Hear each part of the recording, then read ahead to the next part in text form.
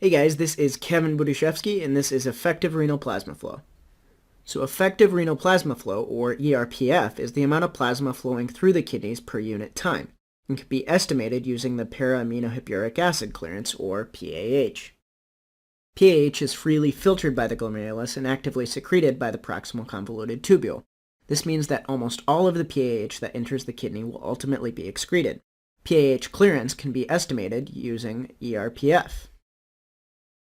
This will be approximately equal to the overall amount of plasma that enters the kidneys at any point in time.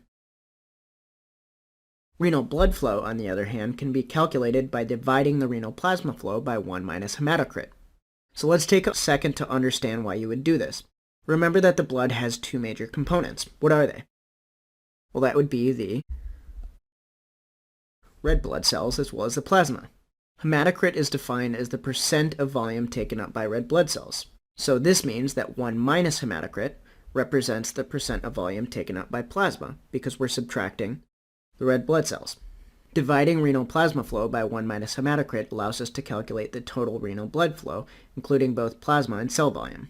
Clinically, it's important to note that ERPF underestimates the true renal plasma flow by about 10%. So here's a question related to the blood flow for you. How much of the resting cardiac output do the kidneys receive? Well, the kidneys receive about 25% of the resting cardiac output. This is typically about 1.2 liters per minute. Alright, time for a flash quiz.